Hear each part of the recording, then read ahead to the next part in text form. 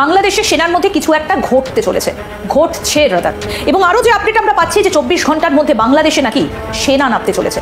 এবার কি তাহলে সেই আশঙ্কায় সত্যি হচ্ছে? কি ঘটবে আগামী 24 ঘন্টায়? আওয়ামী লীগের নেতাকর্মীরা ফেসবুক গরম করে ফেলেছেন, আর নেতাকর্মীদের মধ্যেও চাঞ্চল্য ফিরে এসেছে। দীর্ঘ 12-14 মাস পরে শেখ হাসিনা প্রকাশ্যে এসেছেন এবং কি ভারত থেকে তিনি যে কোনো সময় বাংলাদেশে ফেরার ঘোষণা দিয়েছেন এবং তিনি বলছেন যে খুব শীঘ্রই তিনি বাংলাদেশে আসবেন। যে অজিত দোভাল এবং জয়শঙ্কর দুজনই শেখ হাসিনার সাথে বৈঠকে বসেছেন দিল্লিতে। শেখ হাসিনা এখন যেখানে আছেন সেই জায়গায় পুরো ইন্ডিয়াকে চালাই আসলে এই দুজন। ওনারা যখন শেখ হাসিনার সাথে একটা বৈঠকে বসেছেন তখন কিছু একটা ঘটতে চলেছে। আমরা যেসব সোর্স থেকে খবর পেতে চেষ্টা করেছি এটা খুবই দুরূহ ব্যাপার। তারপরও আমরা যেটুক খবর নিতে পেরেছি যে শেষ পর্যন্ত এই উত্তেজনাকর পরিস্থিতিতে যেই কোনো মুহূর্তে আর্মি ক্ষমতা নিতে পারে। আর্মি যদি ক্ষমতা নেয় প্রথমেই যাকে গ্রেপ্তার করবেন সেটি হচ্ছে রাজাকারের আইনজীবী তাজুলকে। এই তাজুলকে গ্রেপ্তার করা হবে এবং তার ভবিষ্যৎ কি আছে, তার কপালে কি আছে আমরা এখন বলতে পারছি না। তাদের ভেতরে এই বোধ চাঙা হয়েছে যে সেনাপ্রধান ওয়াকার না পারবেন তাদের সম্মান রক্ষা করতে, না সেনাপ্রধান ওয়াকারের পক্ষে সম্ভব বাহিনীর সম্মান ইন্টিগ্রিটি রক্ষা করা। কাজে বাহিনীর একটা কোনো ব্যবস্থা নেওয়া দরকার এবং সেজন্য তারা নিজেরা বিভিন্ন জেনারেলের সঙ্গে, শীর্ষ কর্মকর্তার সঙ্গে, তাদের কমান্ডিং কর্মকর্তাদের সঙ্গে যোগাযোগ করছেন এবং এক রকমের তাদের ক্ষোভ জানাচ্ছে। সেনাপ্রধান ওয়াকারুজ্জামান হয় মরো না হয় মারো, এরকম একটা পরিস্থিতিতে দাঁড়িয়ে গেছে দেশের বিভিন্ন গুরুত্বপূর্ণ ব্যক্তি। তারা চাচ্ছে যে ওয়াকারুজ্জামান ক্ষমতায় আসুক। দর্শক, নতুন একটা নিউজে আপনাকে স্বাগতম। প্রিয় দর্শক, বাংলাদেশের যে বর্তমান রাজনৈতিক প্রেক্ষাপট এবং যে পরিস্থিতির সৃষ্টি হয়েছে তারই আলোকে আপনাদের সামনে বেশ কয়েকটা গুরুত্বপূর্ণ ভিডিও নিয়ে হাজির হয়েছি, যার কিছুটা অংশ বিশেষ ইতিমধ্যেই ভিডিওর শুরুতেই দেখেছেন। তো দর্শক, ভিডিওর শুরুটা দেখেই কিন্তু বুঝতে পেরেছেন যে আজকে নিউজটা ঠিক কতটা গুরুত্বপূর্ণ এবং ঠিক কোন বিষয়টাকে ইঙ্গিত করছে।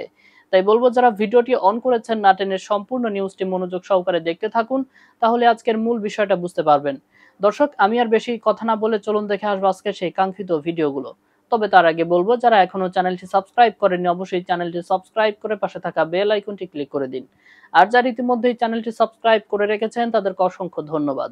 তো চলুন দর্শক, ভিডিওটিতে একটি লাইক দিয়ে আমরা ধারাবাহিকভাবে সবগুলো ভিডিওর আলোচনা দেখে আসি। এখন আর্মির মধ্যে কিন্তু সিরিয়াস একটা রিপারকেশন হয়েছে।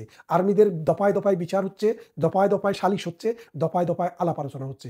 আর্মিদের কাছ থেকে, ক্যান্টনমেন্টের কাছ থেকে আমরা যেই সব সোর্স থেকে খবর পেতে চেষ্টা করেছি এটা খুবই দুরূহ ব্যাপার।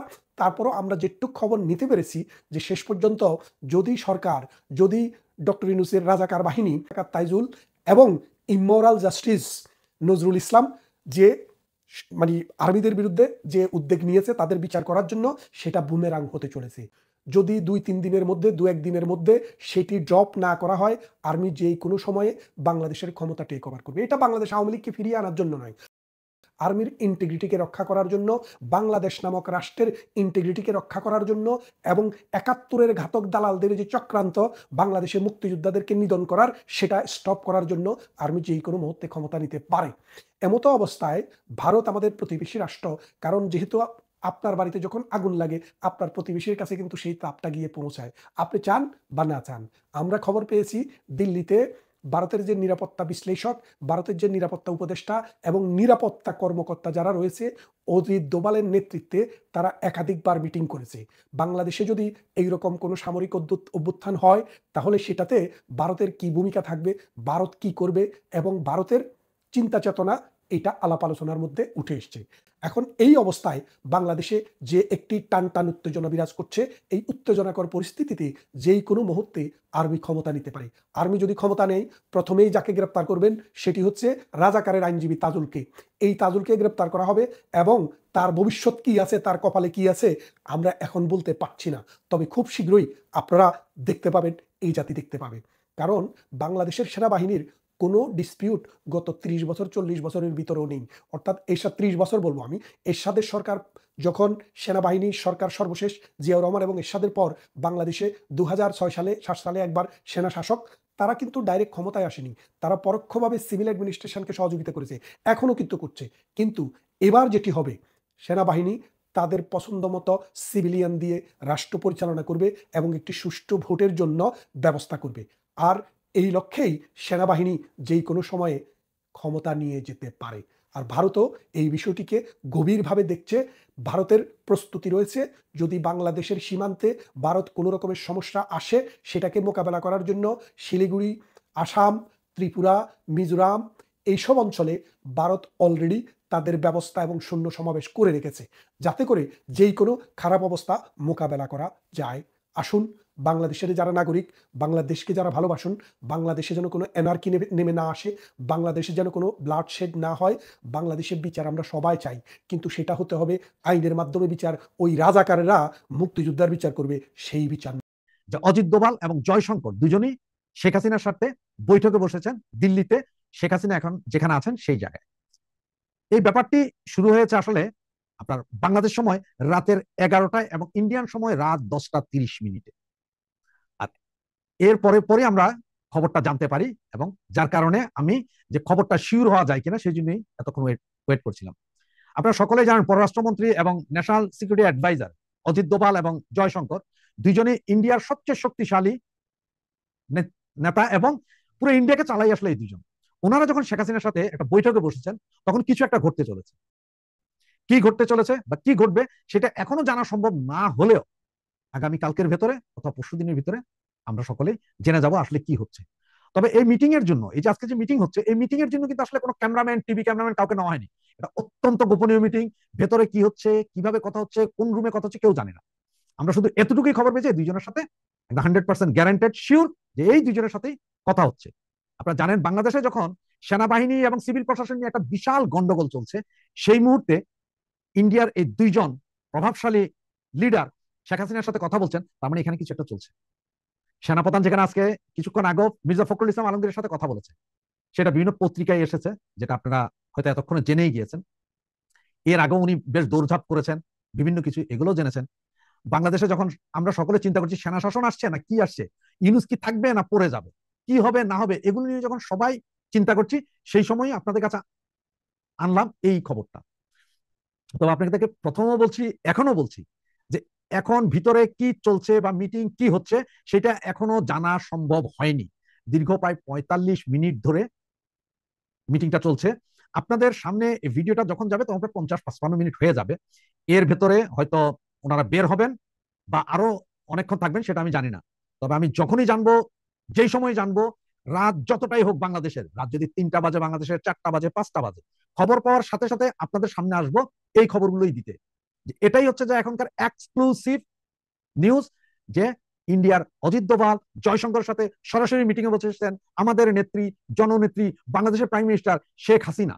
এত মাস ধরে তিনি বুঝিয়ে আসছিলেন যে সেনা কর্মকর্তাদেরকে যে কোনো বিচার, আইন, আদালত এসব থেকে রক্ষা করতে তিনি একটা নেগোসিয়েশনে আছেন তার বসানো ইউনূস সরকারের সঙ্গে। কিন্তু এখন সেনা কর্মকর্তাদের মধ্য থেকে, মানে এই তরুণ কর্মকর্তাদের মধ্য থেকেও সেই বিশ্বাস চলে গেছে। তাদের ভেতরে এই বোধ চাঙা হয়েছে যে সেনাপ্রধান ওয়াকার না পারবেন তাদের সম্মান রক্ষা করতে, না সেনাপ্রধান ওয়াকারের পক্ষে সম্ভব বাহিনীর সম্মান, ইন্টেগ্রিটি রক্ষা করা। কাজেই বাহিনীর একটা কোনো ব্যবস্থা নেওয়া দরকার, এবং সেজন্য তারা নিজেরা বিভিন্ন জেনারেলের সঙ্গে, শীর্ষ কর্মকর্তার সঙ্গে, তাদের কমান্ডিং কর্মকর্তাদের সঙ্গে যোগাযোগ করছেন এবং একরকমের তাদের ক্ষোভ জানাচ্ছে। বাংলাদেশের সেনাপ্রধান ওয়াকারুজ্জামানের ঘুম সত্যি হারাম হয়ে গেছে। তার ঘনিষ্ঠ জনেরা বলছেন প্রায় সপ্তাহ 2 ধরে ঘুমাতে পারছেন না ওয়াকারুজ্জামান। কারণ একদিকে তিনি যেমন এই আশঙ্কাটাই করছিলেন যে সত্যি যদি আন্তর্জাতিক অপরাধ ট্রাইব্যুনাল সাবেক এবং বর্তমান সেনা কর্মকর্তাদের নামে মামলা দিয়ে দেয়, তার কি প্রতিক্রিয়া তার বাহিনীর মধ্যে হতে পারে। অন্যদিকে এই অস্থিরতা তাকে তার নিরাপত্তা নিয়ে বিশেষভাবে এই সময়টায় শঙ্কিত করে তুলেছে ভীষণভাবে। এই অবস্থায় ওয়াকারুজ্জামান নিজের অস্থিরতা যেমন সামাল দিতে পারছেন না বাহিনীর ভেতরের অস্থিরতা, বাহিনীর ভেতরে এমনকি শীর্ষ কর্মকর্তাদের যে স্বাভাবিক কার্যক্রম সেটাও ব্যাহত হচ্ছে আন্তর্জাতিক অপরাধ ট্রাইব্যুনালের মামলায় গ্রেফতারি পরোয়ানা জারি হয়ে যাওয়ার পর থেকে। সেনাবাহিনীর ভেতরে প্রমোশন বোর্ডের কার্যক্রম চলছিল, সেই প্রমোশন বোর্ডের কার্যক্রমেও বৃহস্পতিবার 2জন শীর্ষ কর্মকর্তা যোগ দেন নাই। কারণ জেনারেলেরা, মানে শীর্ষ জেনারেলেরা 56 জন জেনারেলি অস্থির, এবং তারা বিভিন্ন দলে দলে ভাগ হয়ে যেমন একত্রেও বৈঠক করেছেন সারা দিন বৃহস্পতিবার জুড়ে, এবং ক্যান্টনমেন্টে বৈঠক চলেছে গভীর রাত পর্যন্ত, সেই খবর নানা সূত্র থেকেই পাওয়া যাচ্ছে। কিন্তু এই অসন্তোষ কি শুধুই শীর্ষ কর্মকর্তাদের মধ্যে? দেখেন, আন্তর্জাতিক অপরাধ ট্রাইব্যুনাল শেখ হাসিনার আমলে গুম, নির্যাতন, জিজ্ঞাসাবাদের নামে ধরে নিয়ে যাওয়া, মানে আয়নাঘর ঘটনাগুলোর প্রেক্ষিতে যে 30 জনের বিরুদ্ধে মামলা করেছে শেখ হাসিনা এবং তার নিরাপত্তা উপদেষ্টা তারেক আহমেদ সিদ্দিকী সহ, যে 30 জনের বিরুদ্ধে মামলা করেছে তার মধ্যে 24 জনই সেনা কর্মকর্তা, 14 জন বর্তমান সেনা কর্মকর্তা আর 10 জন সাবেক সেনা কর্মকর্তা। ওয়াকারুজ্জামান একদিকে যেমন সেনা কর্মকর্তাদের নামে যাতে সিভিল কোর্টেই মামলা না হয় সে বিষয়টি নিয়ে দৌড়াদৌড়ি করছিলেন প্রধান উপদেষ্টা, রাষ্ট্রপতি বরাবরে, তেমনি তিনি আইনি ফাঁক ফকর খুঁজছিলেন যে কর্মরত সেনা কর্মকর্তাদের ক্ষেত্রে এই মামলাগুলোর বিচার সেনাবাহিনীর আওতায়, মানে সেনা আইনের আওতায় নিয়ে আসা যায় কিনা। মনে করে দেখুন, আগস্টের শেষে সে কথা নিয়ে আলাপ করতে তিনি কিন্তু গিয়ে উপস্থিত হয়েছিলেন প্রধান বিচারপতির কাছে পর্যন্ত। প্রধান বিচারপতির সঙ্গে ওই বৈঠকে তার আলাপ হয়েছিল যে এই কাজটা করা যেতে পারে, যে বর্তমান যে সেনা কর্মকর্তারা তাদেরকে যাতে প্রিজন ভ্যানে করে, যেটা নিয়ে যেই ভিজুয়ালটা, যেই দৃশ্যটা সবচেয়ে আতঙ্কিত করছে বর্তমান সেনা কর্মকর্তাদেরকে, যেই কথা সুস্পষ্টভাবে ওয়াকারুজ্জামান সেনা কর্মকর্তাদের এক সভায় সপ্তাহখানেক আগে বলেছেন যে প্রিজন ভ্যানে করে পুলিশ আদালতে হাজিরা দিতে নিয়ে যাচ্ছে সেনা কর্মকর্তাদের দলকে এবং সিভিলিয়ান কোর্টে, বেসামরিক কোর্টে তাদের বিচার হচ্ছে, এই জিনিসটা মানে মেনে নেওয়া সেনাবাহিনীর পক্ষে বাহিনী হিসাবে সম্ভব হবে না এবং তিনি সেনাপ্রধান হিসেবে মানতেই পারছেন না। তো তখন তিনি প্রধান বিচারপতিকে গিয়ে বলেছিলেন যে কর্মরত সেনা কর্মকর্তাদের বিচারটা তো সেনা আইনে হতে পারে, এবং প্রধান বিচারপতি তাকে বলেছিলেন যে সিভিলিয়ান কোর্টে মামলা হয়ে যাওয়ার পর সেনাপ্রধান চাইলে আইন অনুযায়ী এই আবেদন করতে পারেন সিভিলিয়ান কোর্টে, এবং সিভিলিয়ান কোর্ট হয়তো তখন সেনা আইনে ক্যান্টনমেন্টের ভেতরে বিচারের জন্য ব্যবস্থা করে একটা অনুমোদন দিয়ে দেবে। কিন্তু আন্তর্জাতিক অপরাধ ট্রাইব্যুনাল, তার চিফ প্রসিকিউটর তাজুল ইসলাম, তিনি ভীষণ আটঘাট ভেদে নেমেছেন। এই বিষয়টা এখন সেনাবাহিনীর কাছে পরিষ্কার,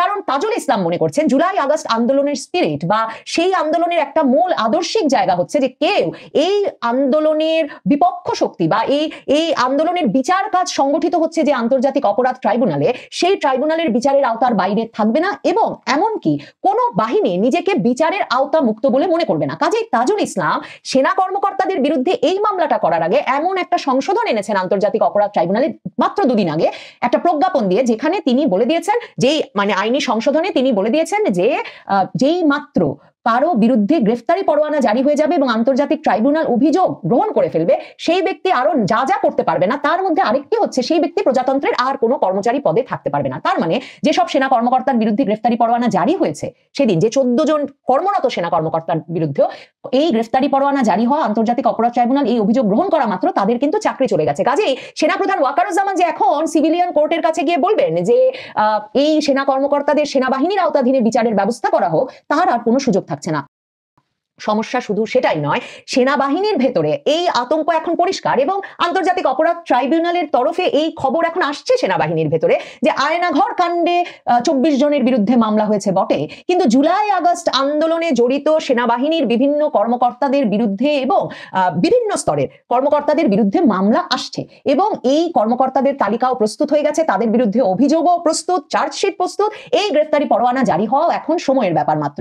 কাজেই শুধু যে 56 জন জেনারেল মানে সেনা কর্মকর্তা, শীর্ষ কর্মকর্তারা ভীষণভাবে ক্ষুব্ধ, একরকমের আতঙ্কিত, তাই শুধু নয়, সেনাবাহিনীর ভেতরের মাঝ থেকে একেবারে নিচু পর্যায় পর্যন্ত, মানে মিড লেভেল থেকে লোয়েস্ট র্যাঙ্কের অফিসাররা পর্যন্ত, তারা পর্যন্ত এখন একটা অ্যাকশনের অপেক্ষা করছেন তাদের সেনা কর্মকর্তাদের কাছ থেকে।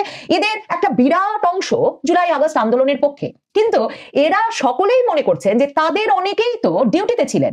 মানে যেই 3 তারিখ, আগস্টের 3 তারিখ দরবারে দাঁড়িয়ে যে তরুণ কর্মকর্তারা বলেছেন যে আমরা আর গুলি চালাবো না, যেই তরুণ কর্মকর্তারা দাঁড়িয়ে বলেছেন যে তার গুলি চালানোর ভিডিও বেরিয়ে পড়েছে, কিন্তু আরেক কর্মকর্তা যে তখন কেঁদেছেন এবং বলেছেন যে তিনি জবাব দিতে পারছেন না যে কেন সেনাবাহিনী গুলি চালাচ্ছে এবং সেসব ভিডিও ছড়িয়ে পড়ছে, এখন এই সেনা কর্মকর্তারা জানেন যে তাদের সবাইকেও, মানে যারা ঠেকিয়েছেন বাহিনীর সক্রিয় ভূমিকা আগস্টের শুরু থেকে 5 তারিখ পর্যন্ত এবং 5 তারিখে যারা মার্চ টু ঢাকা কর্মসূচি সফলে সরাসরি ভূমিকা রেখেছেন, সেই সেনাবাহিনীর কর্মকর্তারা এখন বুঝতে পারছেন তাদেরকে কেউ রক্ষা করবে না এবং আন্তর্জাতিক অপরাধ ট্রাইব্যুনালের চিফ প্রসিকিউটর সহ তাদের মূল আদর্শিক জায়গাটা হচ্ছে যে এই জুলাই আগস্ট আন্দোলনের মূল আদর্শিক জায়গায় হচ্ছে যে কোনো বাহিনীকে মানে এমন আইনি ছাড় দেওয়ার কোনো সুযোগ নাই যার ফলে তারা ভাববেন যে তারা সকল আইন আর বিচারের ঊর্ধ্বে। সেনাবাহিনীর ভেতরে সে কারণে শুধু ওয়াকারুজ্জামান নন, আসলে ঘুম নষ্ট হয়েছে, ঘুম হারাম হয়েছে সকল স্তরের কর্মকর্তাদের। ওয়াকারুজ্জামান বুঝতে পারছেন হয় তিনি থাকবেন না হলে ইউনুস থাকবেন।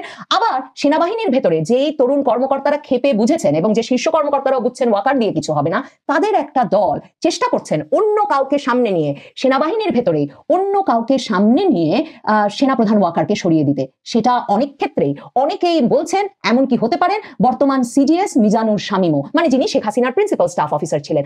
এই পুরো মানে কি থেকে কি হবে এই আলাপগুলো সেনাবাহিনীর ভেতরে ভীষণভাবে জেঁকে বসেছে এবং এই পুরো আলাপচারিতায় এটা স্পষ্ট যে সেনাবাহিনীর সকল স্তরের কর্মকর্তারা একটা রক্তক্ষয়ের আশঙ্কার মধ্যে একটা দমবন্ধ পরিবেশে আছেন, কারণ তারা মনে করছেন না যে দলে দলে সেনা কর্মকর্তারা প্রিজন ভ্যানে চড়ে সিভিলিয়ান আদালতে বিচারের মুখোমুখি হতে যাচ্ছেন। এই উদ্যোগটা কোন রকম সেনাবাহিনীর ভেতরের বাধা বা পরিবর্তন ছাড়া সত্যি সফল করে ফেলতে পারবেন আন্তর্জাতিক অপরাধ ট্রাইব্যুনালের চিফ প্রসিকিউটর তাজুল ইসলাম কিংবা ইউনুস সরকার।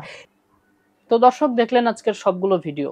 আর এই ভিডিওগুলো সম্পর্কিত যদি কোনো তথ্য বা মতামত থাকে তাহলে তো অবশ্যই কমেন্ট করে জানিয়ে দিন। এতক্ষণ সাথে থাকার জন্য ধন্যবাদ। নিউজটি শেষ করছে এখানেই, ফিরছে আগামী ভিডিওতে নতুন কোনো টপিক নিয়ে। আল্লাহ হাফেজ।